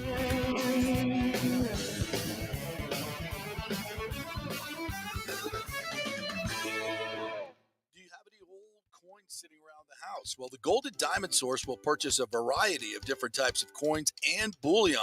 Their gold buying program includes sterling silver, platinum, and watches. They also accept unusual pieces that other jewelry stores do not, such as gold bars and sterling silver flatware. The list of items they do accept is far more extensive than those they don't, so check it out. While you're there, you can check out the largest collection of any family-owned jewelry store in the country, especially with summer coming to an end. The holidays are right around the corner. Never too early to start your holiday shopping, especially if you're planning on getting engaged or have any birthdays or anniversaries coming up. Come on in and find out what buying jewelry should be like with an expert staff of gold and diamond jewelry enthusiasts. And the best part, they treat you like family. And if you're worrying about price, don't. The Gold and Diamond Source has something for everyone's budget. They even have a layaway. If you stop in and get your favorite piece now, you can have it paid off by Christmas. Plus, you can even finance your purchase with 0% interest for up to 5 years, and you can get a $5,000 diamond for only $83 a month. It's the greatest folks in the world, Julie and Steve Weintraub, the Gold and Diamond Source, 3800 Olmerton Road, always online at thegoldendiamondsource.com. JP here for my good friends at Italiano Insurance, and they did it again. Once again, Italiano Insurance stepping up with the best customer service. I was in a bind. My old insurance company, my auto insurance, jacked up my rates, so I called Charity at Italiano Insurance, and she stayed till 9:30 at night until she got my insurance done. And guess what? She searched all these companies for me. I didn't do the work. She did. Saved me $1,000 on my annual premium. $1,000, folks. That's real money. And that's what you get at Italiano Insurance. Great customer service. And here's another note for you, by the way, with hurricane season up. 40% of people in Florida are underinsured. That means if you have something happen during a hurricane and you need replacement costs, you're going to get 40% less than you deserve. Can't let that happen. Call the folks at Italiano Insurance and get them to help you out in both those regards. They will save you money and keep you insured properly. That's 813-877-7799. Great folks in the community, been doing it for over 60 years. Italiano Insurance, 813-877-7799. All right, this is for all you guys who don't want to go to the gym and do 5,000 crunches. At Bay Area Modern Medical Center, you can get on the new True Body machine where you can reduce fat and tone up your muscle. It's like doing 54,000 crunches in just 15 minutes. Define your body as you see fit. True Body offers personalized muscle stimulation that delivers the equivalent of those 54,000 crunches in just 15 minutes. Just get in touch with them at Bay Area Modern Medical Center, BAMMC.com. Chris Lugo and the team over there will set you up on True Body and get amazing results. Non-invasive with comfortable and little to no pain and zero downtime. You can isolate and target those areas that you want to improve and treat multiple areas simultaneously. It's an amazing machine, so check it out at Bay Area Modern Medical Center, BAMMC.com. Well, Fitz the mortgage guy did it again. A listener heard his ad, was going to another big bank, but called Scott Fitzgerald at American Mortgage Services of Tampa, and Fitz saved him $618 on his monthly payment. Are you kidding me? Folks, that's big money. Rates are going up, they're going down, they're going all over the place. Scott will shop your loan and save you lender fees and get the best rates. Email him, scott@amstampa.com, or call 813-294-7595. That's Fitz the mortgage guy. Lots of stuff going on right now, and these rates are going all over the place. You need somebody knowledgeable in the market that will work hard for you and get you the best deal. That's my man, Scott. He's done 3 loans for me, done thousands of loans for local folks here, works with a lot of the coaches and players in the area. He's the guy. 813-294-7595, or go to scott@amstampa.com. Let's go. Right now, back to the show with JP on FanStream Sports. All right, welcome back to the JP Peterson Show, brought to you by the great folks at the Gold and Diamond Source. If you've got any flatware, sterling silver, gold bullion, gold coins, silver coins, anything like that, any precious metals laying around the house, old jewelry, take it on down to the Gold and Diamond Source, and they will give you cold, hard cash. Good time to do it. Just get that extra cash if it's jewelry that's just laying around, right? The Gold and Diamond Source will take a lot of stuff you think maybe they won't, but give them a call or just bring it down there, and they'll tell you what they can give you. It's getting good prices for that stuff right now, so go do it. The Gold and Diamond Source, and of course, if you're looking for that engagement ring, no better place to do it. It's the Gold and Diamond Source, 3800 Almerton Road, always online at thegoldendiamondsource.com. I had a couple notes I'm starting to see here from camp, if you'd like to hear a few. First off, not that surprising, but of note, Ryan Jensen's not out there again. Is he even there? I haven't even seen him out there, according to Pewter Report here. Wow. First play of team-on-team drills. I think it was a 7-on-7 period. Aaron Rodgers connected with Garrett Wilson on a probably a 60-yard throw over Carlton Davis. And it looked very, very nice from Rodgers to Garrett Wilson, might I add. So that happened. And then also some good stuff here. Shaq Barrett appears to be having his way with Mekhi Becton on nice. the Jets O-line, and Shaq looking good. So couple news and notes there coming, obviously, in addition to the Russell Gage injury, which, as we said, does not look good so far for him. Yeah, but I don't, I hate to say this, but if there's any segment that we can afford an injury, it's at the wide receiver position. Not to Mike Evans or Chris Godwin, mind you, but yeah. And these are the practices that really are going to tell us something. And I was watching Get Up this morning on ESPN, and the whole Mike Greenberg Jets thing, with Aaron Rodgers, it was funny the first 50 times he did it, but now it's just annoying. Which part? Like every day, it's just like, oh my God, Aaron Rodgers, he's a Jet. My fantasy come true with my team. It's like it's all it's about. Like the first couple times, it was funny. We understand you're a Jets fan. There are 31 other teams in the league you probably should be covering, not just the Jets. And their offensive line is questionable. And this is, I was hoping to hear some of this, to be quite honest. I wanted to hear that the Bucs pass rushers were having some success. I was just going to get to that. I'm reading more tweets here, and I don't know if these are all in like consecutive plays, but it sounds like they're doing a really good job of getting to Rodgers, and there's a multiple here that would be sacks so far that are forcing incompletions from Mr. Rodgers. So Good. It seems like the Bucs are having their way with the Jets offensive line based on what I'm reading. Good. And what about the Jets? Well, they probably haven't gotten to that segment yet. The Jets defensive line against the Bucs offensive line. That's something I'll be very, very interested to see. Because, the Jets defense is pretty damn good. Pretty damn good. Yeah. No, and they had their way. They were the ones who went up against Bryce Young, if I'm not mistaken, right? Yes. In the first preseason game. And he faced pressure on like 3 of his 7 dropbacks and was under siege most of the time. Jermaine Johnson gave him the welcome to the NFL moment. And this is a Jermaine Johnson. We are Jermaine Johnson stans, I guess we will call ourselves, JP. Yes. Always rooting on the FSU boy. Damn right. The Jared Verse, the first Jared Verse, right? Right. That's this is very, very good evaluation stuff. And we haven't seen Shaq Barrett really. We didn't see him in the game in week 1. We haven't really seen him. And I don't want to judge Shaq Barrett going up against Luke Gedeke. That's not going to tell me anything with all due respect. So I want to see him against Mekhi Becton, want to see him against the Jets guys and vice versa. I'm looking up, Quinnen Williams, third or fourth best interior tackle. Carl Lawson on the outside, one of the best speed rushers in the game for the Jets. John Franklin Myers, Al Woods inside. I mean, they drafted Will McDonald as well, 15th overall at Iowa State, a guy who I liked for the Bucs, and they took pretty high at 15, and also Jermaine Johnson. So they are loaded up there. Yeah. Quincy Williams, the linebackers and Mosley and Sherwood, these guys can freaking play.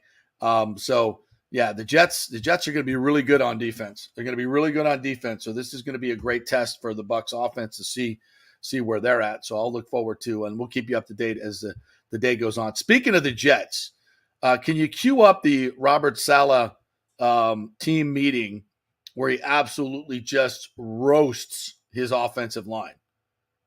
This is some of the best stuff I love about Hard Knocks, when they keep it real and they don't edit it out. And this is what I would say is a head coach holding a segment of his team accountable for their lack of production. Let's listen. So last night, I went back in my office, I turned off my lights, and I would just watch the silent tape. All right, you guys know how important to me the silent tape is, because the silent tape represents who the fuck we are. Defense, our style was all over this bitch yesterday, and it was awesome to see, because that's our standard, that's who we are. All right? Offense. Guys, it was our first fucking opportunity to change the stink that's been in this organization for a very long time on the offensive side of the ball. You can have a Hall of Fame quarterback. You can have 2 $10 million plus receivers. You can have a reigning offensive rookie of the year. You can have all kinds of skill in the running back room. None of it fucking matters until the big boys up front change who the fuck we are. We as coaches, we as an organization can't want it more than you. And I'm watching that tape all night last night, trying to find something to show that we're fucking changing, and it didn't show, and it was our first op.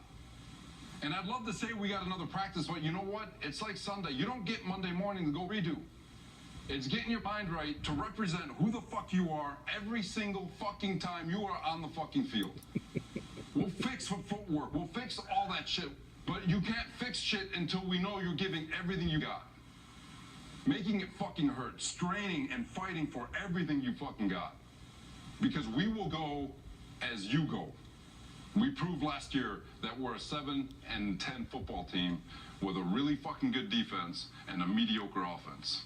That's about what we proved. Flip that fucking shit. We don't get any more second chances. Hello. Wow, man. That's I'm sure Todd Bowles has given that speech, or maybe he hasn't. But wow, that's real. That's real. Loved it. Absolutely freaking loved it. And those are the same guys that are going out there today against your Buccaneers. And I hope Todd Bowles gave the same message to his defensive line and his defense and his offensive line as well, to be quite honest. Like what you showed, I don't care who you were playing against, what starters were out there, but what you showed on Friday night was an effing embarrassment. 12 penalties. I don't know how many of them were on the offensive line, but it seemed like every single one. I mean, it was just awful. Getting beat off the ball, getting beat, knocked back. It's embarrassing. What are you going to do about it? I love how he doesn't censor himself just because there's cameras all over the room. No. I love that fact. And I tell you what, to the point of Hard Knocks and through 2 weeks, remember how they were saying that Hard Knocks was going to be different this year and the Jets weren't going to allow certain things and all that because they didn't even want to be on the show in the first place? At least through 2 episodes, I have not gathered that whatsoever. This has been pretty intense, I think. And Robert Saleh is a pretty intense guy, as most of these defensive coaches are. I mean, that sounded like a classic offensive line coach. Yeah, it did. Going in that room. and taking control of it. And I saw like they showed Rodgers in that clip, and he's got this little smile on his face, like, you know, he really likes this guy. You could see it. And, you know, you need a kick in the ass. I mean, the good thing is for the Bucs seem like, again, as I said so far, it seems like they're having their way with this Jets offensive line to the point where I just read, and this is typical for these joint practices. We got multiple skirmishes, we got fights going on already, and Levante David was just at the heart of one. Levante David, wow! After he blew through the offensive line for a tackle for loss, got into it with an offensive lineman on the Jets. So clearly, I mean, for Levante David to get involved in that, you don't see that. He got a little involved the other day when Luke Gedeke and Devin White were going after it. Yeah, listen, man, this is you know, maybe why the Jets only wanted one, because they know that they're going to get blown up by their offensive line's going to get blown up.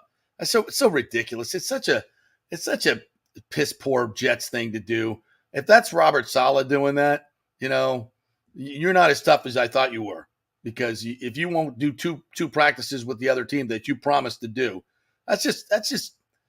that's clown show stuff, man, by the Jets. But they're a clown organization, always have been. That's just something that they do. I wish that the Bucs would be less classy, like Jason Light or somebody in the organization would come out and call them out and say, that's bullcrap. You don't do that. We've made our whole training camp, a lot of the decisions based on how much work we were going to get, you know, with your team. And then you cut it in half. And by the way, I have to think, and there, from what I just read, there's already been 4 fights so far, and we're like barely even into this practice. Typically, I feel like when that happens, don't they usually sometimes want to cut things short if it starts getting intense like that too? Yeah. So you might even lose more practice time there, which I'm sure the Bucs can't be happy about. But, you know, as I said with Scott, I think we were all waiting to see at least the quarterbacks because remember how they said that this was going to be more of a determining factor than their own training camp and maybe even the preseason games. But, you know, as I said, I think I'm ready to just wrap a bow on this, because I don't see a path for Kyle Trask to get back into this, to be honest with you. So at this point, I think it's ongoing. It's Nick. It's not just about the first game, though. You know, it's not about just the first game. They can say it's ongoing, but Baker Mayfield's going to be out there week 1. I know, but I'm just saying this training camp and this evaluation is ongoing. It's still a competition to see who's going to be the quarterback moving forward, not the quarterback of the first week. Okay? Week 1 is going to be Baker Mayfield. I think that was probably decided a long time ago. It would just be stupid to give Kyle Trask his first start on the road in that building against that team. That's just dumb. That's what Jets organizations do. That's what dumbass organizations do. You got a guy that's experienced. He's going to get the first shot. It doesn't mean that Kyle Trask is not going to play. I think the only way Kyle Trask doesn't start this year is if Baker Mayfield just gets the job in week 1 and kicks ass. Yeah, like it's 2020 Baker Mayfield. Right. If that's what we see, then, you know, sorry, Kyle. If there's an injury, you get a shot. And that's fine. If that's the way it goes, then we've done something right. I picked the right guy. To me, it's like where I'm at with this whole thing is I feel like Baker had the upper hand to start, and then Trask took it away from him a little bit, and then Baker ramped it up again to another level, and then now it's kind of like Baker's at that level or even still taking steps, and Kyle seems like he's just kind of petered out. That's just kind of the way I view it. Yeah, and that's good. You want to see somebody take control of the job, and Baker's done that. You know, I think a lot of this is just media driven. You know, let's just be honest. Ira put something out. Rick came back with something else. You know, and it's back and forth, and everybody gets into it. It's like, come on, you know, it is what it is. Baker's going to start week 1. I think we all knew that, and then we'll see where it goes. I think it's fair to say that both things are true. Right. I think they've decided on Baker as number 1, but I still think there's a competition. They're still evaluating both guys within the organization. And that's fair to Kyle Trask. I think that's fair. And honestly, if I was Kyle Trask, I'd say thank you. You're setting him up to fail by putting him out there at Minnesota week 1. You are. And he's going to get a shot. And at least, and again, the good thing about having the competition is at least he's getting these reps with the ones and getting a quote-unquote fair shot to be the quarterback. So if that opportunity comes later in the season and if Baker's injured or if Baker's not doing what he needs to do, Kyle's going to be a much more equipped to handle that role than he would have been if you gave Baker Mayfield the job in March. This is part of the reason why they did it. That's the whole part of the reason why they did it. That's the whole reason. I'm just telling you, I think the Bucs have had it, not Sharpied in, but I think they've had it written in with a pencil, not on the official depth chart that they put out every week where they say or on their other personal depth chart. I think they've had Baker in there for a while, and they've been waiting to see if Trask could take it away from him. Right. At times, it looked like he was going to, but Baker has risen to the occasion so far. Well, also, I think they wanted to know, does Kyle even have a chance of being a starting quarterback in this league? Because, he hasn't had the opportunity to show that. And I think he showed he could do this. He could do this. Now, Baker's better right now, but keep giving Kyle opportunities with the ones to show you, because you can't evaluate him if he's constantly with the twos. He's not getting any reps with the ones. You can't, if you do that, you're never going to evaluate. I think he's gotten enough reps with the one where the Bucs can go, okay, this guy's got a shot. Let's see how he progresses. We'll continue to give him opportunities, and we'll see how he progresses. And then at some point this year, we'll get a favorable spot. Baker's a little beat up. We got a game at home against maybe not the toughest team in the world. Hey, this might be a good chance to give Kyle the start. Let's give him a shot, see what he can do. And I think that'd be their best case scenario right now. Fair? Yeah, I would agree. I would agree with that. And I think that's a smart way to go about it. All right, let's take another break. We'll come back on the other side, get into a couple other notes. FSU, the deadline is come and gone for them to leave the ACC this year. What does that mean moving forward? A development in the Tui case with Michael Orr. Messy last night. Did you see that? Wow. We'll talk about all that when we come back. We're brought to you by Extravaganza Productions. If you're having a meeting, a charity event, big birthday coming up for somebody, why not go to the professionals and see what they can do for you? Have a free creative session with the folks at Extravaganza Productions that do parties like nobody else. Get real professionals involved. Check out their warehouse full of all kinds of crazy props. Have a lot of fun with it. They'll give you a free creative session if you tell them you heard it on the JP Show. So go to extravaganzaproductions.com and see if they can help you out. Back in 3. Stay with us.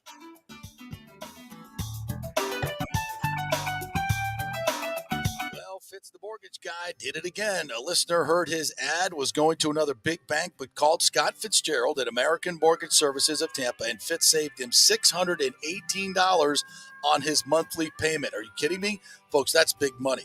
Rates are going up, they're going down, they're going all over the place. Scott will shop your loan and save you lender fees and get the best rates. Email him, scott@amstampa.com, or call 813-294-7595. That's Fitz the mortgage guy. Lots of stuff going on right now, and these rates are going all over the place. You need somebody knowledgeable in the market that will work hard for you and get you the best deal. That's my man, Scott. He's done 3 loans for me, done thousands of loans for local folks here, works with a lot of the coaches and players in the area. He's the guy. 813-294-7595, or go to scott@amstampa.com. JP here for my good friends at Italiano Insurance, and they did it again. Once again, Italiano Insurance stepping up with the best customer service. I was in a bind. My old insurance company, my auto insurance, jacked up my rates, so I called Charity at Italiano Insurance, and she stayed till 9:30 at night until she got my insurance done. And guess what? She searched all these companies for me. I didn't do the work. She did. Saved me $1,000 on my annual premium. $1,000, folks. That's real money. And that's what you get at Italiano Insurance. Great customer service. And here's another note for you, by the way, with hurricane season up. 40% of people in Florida are underinsured. That means if you have something happen during a hurricane and you need replacement costs, you're going to get 40% less than you deserve. Can't let that happen. Call the folks at Italiano Insurance and get them to help you out in both those regards. They will save you money and keep you insured properly. That's 813-877-7799. Great folks in the community, been doing it for over 60 years.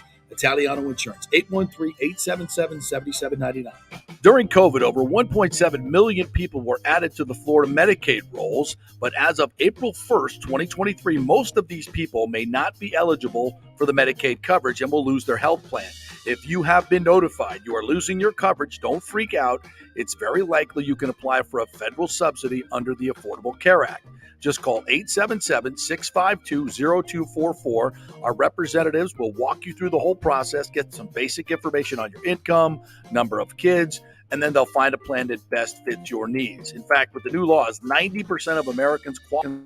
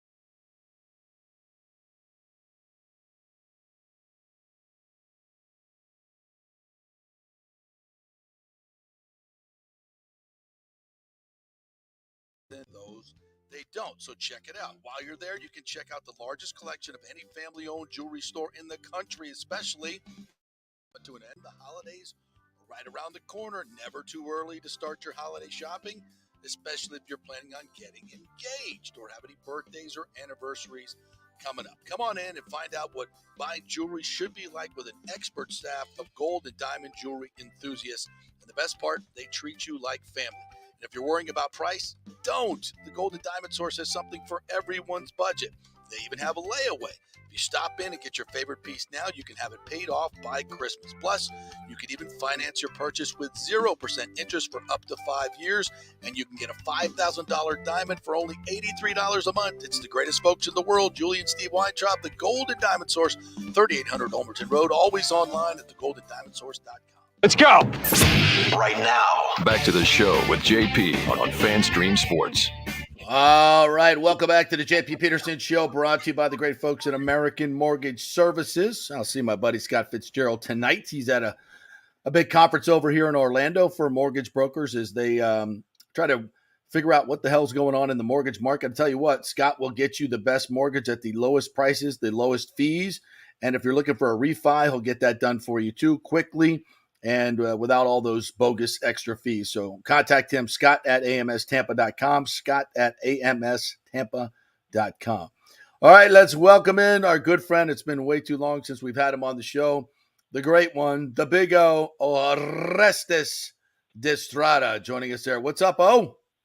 Money, the one and only JP. You know what? It has been too long, and I've been enjoying a little bit of a hiatus and with the family. And good for you. But you know, definitely kind of needed to come back on with you a little bit more readily, man, because you put on a good show, and I enjoy when we go back and forth. So it's good to be back on with you, buddy. Thank you so much, man. And for all those that are out there, O's doing great, right? Family's good. Everything's moving forward. Great to hear that. Good.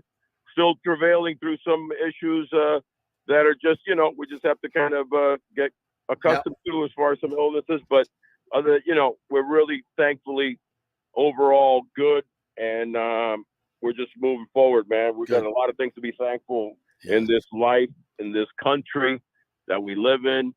So I don't think we thank this country and our lives enough sometimes, because, you know, it's just easy to complain, and you can get into the doldrums of that sometimes. And I know I got into that for a couple of years when, you know, I was dealing with my son's illness and my wife's brain tumor. All of a sudden, I was like, it's tough, man. It's tough. But the bottom line is that, you know, once you get through these things and you're blessed as we were, then you have to give thanks. Yep, absolutely, man. Health is the most important part. All right. We have to talk about some very unfortunate circumstances when it comes to the Rays. We'll get to the good part in a bit, but this deal with Wander Franco, you know, you're a lot more knowledgeable on the Dominican Republic, the culture there, what goes on down there. Give us as best you can your feel for what's going on, what's going to happen. How do you see this thing playing out? All right. I mean, from what the latest news, and unless it's changed in the last few hours since I've been in some meetings. In fact, I was at a wonderful place that definitely everybody should support. I'm going to start doing a lot of good things with Metropolitan Ministries over here in Tampa, in downtown Tampa. But you know, they're everywhere. Yeah, great folks. And just had some nice talks with them about some projects we're going to be doing, and especially in the Hispanic community. So I might have missed anything, you know, in the last few hours. But as of yesterday, obviously there was a new allegation. This one not from the girl that had posted the scandalous accusations. That, interestingly, as you and I know, and we talked about a little bit last night, was taken down and deleted fairly quickly. So that kind of tells me that was addressed, quote unquote. And by that, I mean that, you know, listen, there are certain times when celebrities and high profile people, even if they're innocent, it's best to just pay. You know what I mean? Exactly. Yeah, exactly. Make it go away. Make it go away. I'm hoping that he's smarter than that. But but then there's another one that has come forth or come about that I guess they both, but they being the girl, allegedly 17, and Wander and his people, they both kind of like have challenged each other and made claims at. So I'm sure Wander's like, leave me alone, and hers is like, hey, he did this and that, and he said, she said. Listen, JP, if this all stays he said, she said, then he's exonerated, right? Yeah. If there's a smoking gun scenario, MLB's taking this and deservedly so, and rightfully so. They're taking it extremely serious, and they're doing their CSI super sleuthing by going over there, and they're in Bani, Dominican Republic right now, where he hails from, and where these these allegations are coming out of, and they're gonna try to turn over every stone and figure out if the only thing that's there is, quote unquote hearsay or he said, she said, then he's in the clear. However that would come about, Right. But you were right. I will say one last thing, because you mentioned it at the beginning. The culture over there is different than here. The culture, and I played winter ball there, 4 different times, and it's a little. There's a lot of major, not major, but I mean young players and older players that have gone back over there, and they're worth millions of dollars, and some of them are on their way up, and there's groupies, and They get targeted. Unfortunately, they're from all different ages, so Yep. it falls on said player and celebrity, if you will, to discern and make sure that he's dealing with what he's dealing with. That you confirm that that said girl is of age, because the optics are horrible right now. Right. Yeah, they're terrible. And this brings another question. Given, and we don't know how this is going to turn out, and obviously that will dictate a lot of what moves forward with the Rays. But given that we've seen the issues with him, quote, being a bad teammate, and that's coming from the Rays themselves, suspending a player, taking it out into public. These are very unusual steps for this organization, for any organization to make. Now, on top of this, and as I said at the beginning of the show, if you're showing immature behavior within your baseball life, there's a pretty good chance there's some immature behavior in your regular life. And do the Rays want to move forward? This ownership group, or perhaps as we know, there's a new ownership group that may be taking control of this soon. Possibly. Yes. Yeah, do they want to move forward? Major problem, JP. Yes. Because imagine if you're trying to sell a multi-million, and this is obviously billions, but let's just use it like in the real estate market. And I was just promoting your mortgage companies that that you're representing and promoting nicely. I'm sure they're great. Yes. But you know what? If it's a $30 million house, and all of a sudden you've got it all clean and you got it good, and everything is nice and there's no problem. So landscaping, the rooms, the granite, but all of a sudden, you have a major leak in the roof and you can't seem to clean it up. That's going to be tricky to sell off that house. Yep. So now all of a sudden, even if he's exonerated, it might be, this could cause a problem because, like I said, the optics don't look good. And that, unfortunately, is Wander's own fault because barring him, these pictures and things like that, because, hey, listen, man, Shohei Ohtani and Aaron Judge, somebody gets next to them at a restaurant and they take a picture. Hey, give me a kiss on the cheek. And, maybe they do that. And then somebody could, allege a myriad of things, right? So barring it being that, but it seems like it was more than that, whether it was inappropriate and they were actually, quote unquote, hooking up. It's still, the optics are terrible. Why would you put yourself in that scenario? So here you have a situation where he could get exonerated, JP, and still not look nice. He won't be the Houston Astros who were guilty, but he'll be more like a Deshaun Watson. But Deshaun was dealing with women. Right. Exactly. Yeah.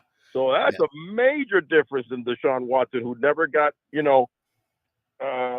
I'm sure he paid a crap load of money, right? Because he didn't go to jail. But the league, slapped him on the wrist hard. And then there's always going to be that looming thing on Deshaun Watson. I don't care what. Imagine the Cleveland Browns, which I doubt going into the season, but hypothetically they go to a Super Bowl. What's going to be the talk that whole 2 weeks? Oh my God! No, it's going to be all Deshaun Watson. Exactly. It's all Deshaun Watson. I mean, of course, it's not going to be goody stuff. It doesn't go away. Right now, stuff like this doesn't go away. Get away because it's just they're not in the playoffs. They haven't been a frontline team. But it's so here's the Rays.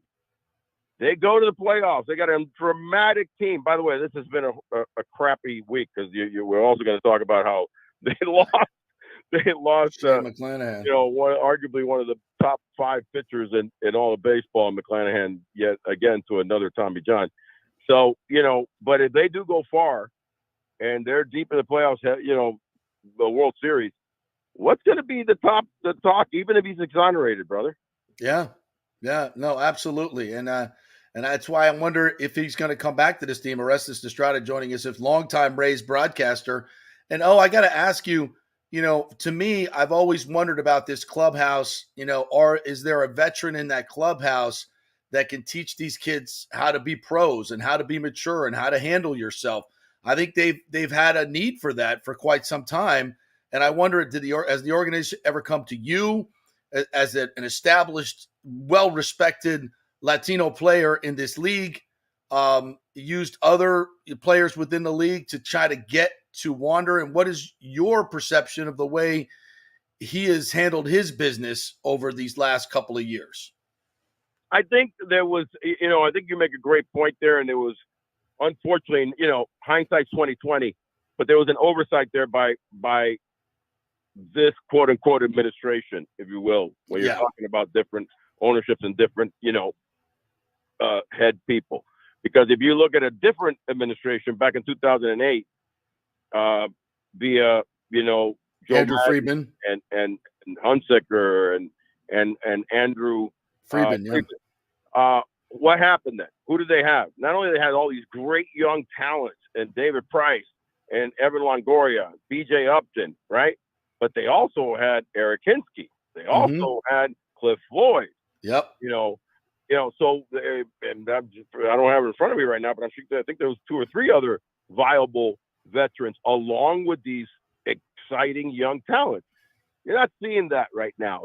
I think they've kind of like overlooked that in lieu of they having such a strong, and I commend them on what I'm about to say, such a strong lineage of A-ball, rookie ball, A-ball, AA, AAA, of the same mantra and the same thought process, and they try to have the same type of players all the way to the big leagues. But all of a sudden, this guy signs a $190 million plus contract, and he's not even the same as he was when he first got called up. Exactly. Because there was never that type of report from what I heard when he was an A-ball, AA, AAA, right? Yep.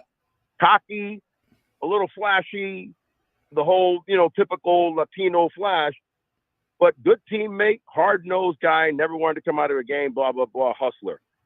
I'm telling you, he signed that contract, and it's, proverbial went to their head. Yep. Has been very, shown up. And obviously, you not having that type of influence, JP, you make a good point. That I think that was in hindsight should have been addressed. And I've witnessed this a lot in my career, watching different baseball teams and covering them and talking to different players. And when you have a clubhouse where you have a lot of strong personalities, strong Latino personalities like Randy Arozarena, Yandy Diaz, and Wander Franco, Jose Siri, it's for them all to mesh together. It takes guys got to be on the same page. And we've heard that, Randy and Yandy got into one. Now Randy and Franco got into one. I mean, they got into a good one. Yeah. I mean, so take us into the clubhouse. How do you repair that stuff? No, there's no, the Hispanic culture, if you will, is not the greatest right now for the Rays. The rest of the culture is outstanding. The American culture, if you will, black and white, and even if you want to go Asian, back in the day when they had phenomenal, right? Right. But not. I have to agree with you. I think that there's been a little oversight, and that it has not been, what it should be, what it could be. Because you think about it. Look how many different over the last season and a half. You just mentioned 2 or 3 or 4 different little, dust ups scenarios and bickerings and serious upsettedness from guys that are not that veteran, that haven't done that much in the major leagues. Oh, by the way, you're not talking about these guys are MVPs, right? And the reins just got loosened up. It's like having a dog and you just, oh my gosh, I let him go. And they've gotten a little crazy, and you have to reel that back in. And they have one of, if not the best manager, in baseball. All that being said, having played in another completely different culture country as long as I did, Japan. If there's not a true commitment by both personnel, by that I mean coaches and manager, and player, which there was by me, and I wouldn't have never been as successful as I was if I didn't try to acclimate, assimilate, understand the culture that the Seibu Lions and the Japanese baseball on a whole was, mostly asking of me. I never would have done what I did. So I don't know if Kevin, as great as he is, has the communication is getting across. Yeah, he's saying all the right things, I'm sure, and it's being translated. But there's another level of that, and I think what your point before with reference to having major influential people, other than, who ends up being the influential people? The players' agents and their representatives and their PR machine. That's what today's game, unfortunately, is. Yeah. That's not Eric Hensky, Cliff Floyd. You know what I mean? Yeah, players bring a different credibility. They bring a different gravitas than a manager, right? Yeah, that's the same thing. Oh, and by the way, it's another interesting kooky thing that I know you get a kick out that I've been thinking about. Most of these young players now are so big into their social media. God bless them. They should be. But the moment, it's a blessing and it's a curse, right? Yeah. So I'm reading his text, his post on Insta Live, and he's like, people don't have enough time to do with their lives, and that's why I mind my own business. You don't mind. You're on there all the time. Right. You're posting live and cool things, and look at me trying to garner tens of thousands of more people. Well, that is going to eventually one day possibly bite you in the ass. Yeah. And shifting to the on the field impact, I guess, of this. I mean, we all know the talent of Wander Franco, and he's been like one of the better players in the American League outside of the big names like Ohtani and Kyle Tuckers of the world. We get that.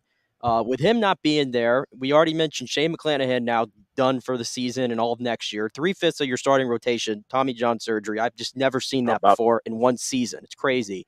I mean, MLB is going through a weird, and the Rays are like the poster child for it, but MLB is going through a real weird Tommy John phase right now. But anyway, go ahead. What were you saying, Chris? And with all that being said, obviously, and then the young players now having to come up, the Basabis of the world, the Meads, the Arandas.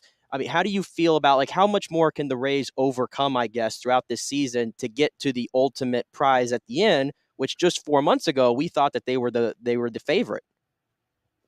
I mean, in the American League, yes. I mean, from the beginning, I thought and still do that the Atlanta Braves were the favorite from day one. Yeah. But I mean, to win the World Series, but to pit themselves up against the Braves and try to hopefully have a chance to upend them, yes, 100%.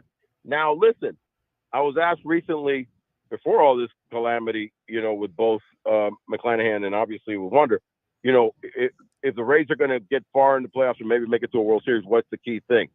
Health. And unfortunately, you definitely almost put this situation with Wander almost as like an unhealthy situation.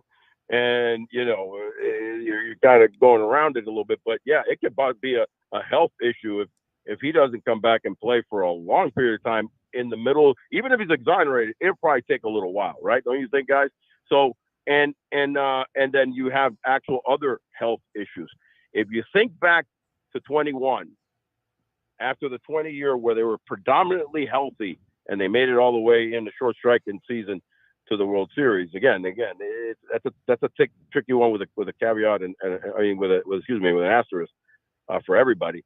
But nevertheless, they were pretty healthy and they made it. 21 comes along, and not only were they not healthy, but they traded away Rich Hill, they traded away Diego right after they got Nelly Cruz. By the way, if you really wanted to get into that one, that was just a money scenario because they had to take on $5 million.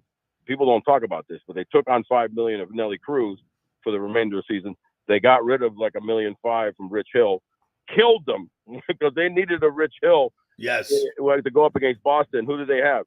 A young Shane McClanahan, wet behind the ears, who was tough, was dealt okay, but got the loss. And a Shane Boz who was not ready for prime time at that time. So you're looking at a situation. You just mentioned some rookies. That's not how you want to go into October. And I still think they could go deep, but there's the problem of getting over the true hump of winning World Series. The Braves have been a great example of a team that develops, but also goes out and gets and pays some money. And that's how they won a couple of years ago. Houston does the same thing. Develops, but they go out and get the key cogs. The Braves go out and get Nelly Cruz. So next week they're trading Diego and they're trading Rich Hill. Why? Because Rich Hill's $1.3 million. Diego was going to make $4 million, which is exactly what he got the next year in arbitration. There's the $5 million. Yep.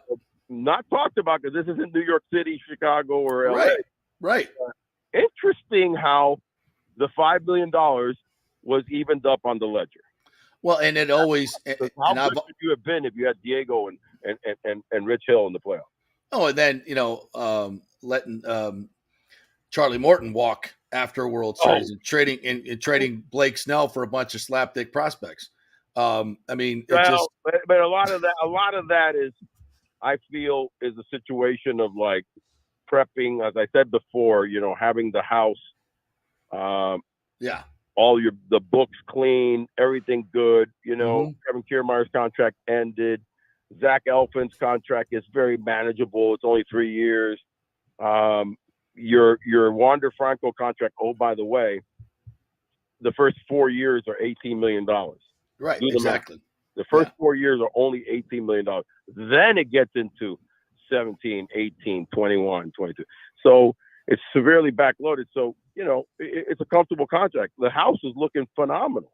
Now, all of a sudden, listen, I hope to God, as a Rays fan and a person in this community, and even someone that cares for that kid, that, these allegations are false and that he's exonerated, and hopefully it doesn't taint, his life and the Rays organization.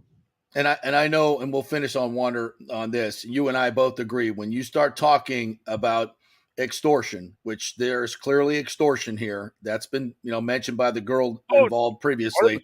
That's a red flag, and it's got to be innocent until proven guilty. If that's the overarching thing for me. I'm not going to put anything on Wander until this thing is all done through, because this could all be a money grab, and that happens all the time in DR and everywhere else, quite frankly. Everywhere else, for that matter. Yeah, exactly. So a Lightning player, who was it that? Ian Cole. They were last year, yeah, and he got and they did the right thing. They did their due diligence, and it went away because the person that was an anonymous report, and you got to have some meat to it if it's going to derail a guy's career. You have to have a smoking gun. Not only, you have to have a smoking gun, bro, major evidence and dramatic evidence. So these are huge allegations. And if he did it, he needs to go to jail. Yeah. If he did it, he needs to go to jail. It would be here, but it would be in Dominican Republic. And, right. And they have laws too. So, that's right. He'd be extradited. It'll just be an ugly thing. I don't see that happening. I don't either. Because, as I said before, we know of many considered innocent celebrities, ball players, etc., people, politicians that have probably paid millions of dollars, even though they were innocent. But it just got to You got to play the game. Bad. They have the money. Make this go away. All right. Big O, hey, man, it's so great to have you on. You are the best. I'm so glad that things are better in your life with your family. The prayers will keep on coming from us. We love you. Don't be a stranger, and we'll chat with you soon, bud. Let's talk again as it nears into this dramatic September and exciting, hopefully, Rays and playoffs, man. Thanks, brother. And go Bucks, man. Go Bucks. Baker Mayfield, baby. He's the real deal. He's the MVP, baby. Baker, the touchdown maker. Let's hope so. I'm all in after one quarter. Yeah. All right, partner. Thanks. The great Orestes Estrada right there. We got to, as we talked a lot of Rays here, there's a lot popping up on the X machine. There are fights galore. Levante David had to be restrained. He was like going crazy. What the hell could get him that mad, for God's sakes? What the hell? There's a coach down. A coach has been hurt. People fighting everywhere. Man, it's going to be one hell of a Hard Knocks episode. I was just going to get to that. Next Tuesday on Hard Knocks is going to be amazing. It's going to be amazing. I want to get the uncut version. Yeah. We'll have one of the guys on from Pewter Report tomorrow who were there and witnessed all this, because I don't think there'll be a practice tomorrow. I'm not sure what the Bucks practice plans are tomorrow. We'll see. But we'll get somebody on. And by the way, directly from the Jets beat right here, first team offense can't do anything. Aaron Rodgers running for his life almost every play if he doesn't throw it away. So your Bucks are looking good. There we go. That's what I'm talking about. And this is the A team. This isn't the 16 starters on the bench. You know what? And maybe this pisses the Bucks off. Hopefully they put their starters out there on Saturday night when the Jets have to show up. As far as I know, they have to show up. And let's put starters on starters for a couple of quarters and let's go. Hopefully this pisses everybody off. Robert Saleh's going to want his team to go out there and make a statement, right? And what are you going to do? You can't hide it forever. You got to go out there and make a statement at some point. So let's go. I'm looking forward to Saturday night's game now. Let's go. Hopefully we'll see some starters playing. Any other notes you saw on the Xbox? I think for Bucks camp, that's it for now. Like I said, defense playing well, lots of skirmishes, a pissed off Levante David, and a Rodgers who is visibly frustrated, quote unquote, again, according to the beats here. And Dan Lucas is there for News Channel 8, so tune into News Channel 8 tonight for all the highlights and analysis from Dano. He's got it all from New Jersey there. So with Bob Hansen, the great photographer, shooting all that great stuff. All right, our thanks to Big O and Scott Reynolds. If you missed anything, download our app, FanStream Sports, all one word. Download the app, tap the app. You can listen there. On Twitter, obviously, you can listen to us on YouTube. You please like our YouTube. We'll be moving over to DSP Media YouTube, so please go to their page and like them as well and subscribe. And we will see you tomorrow.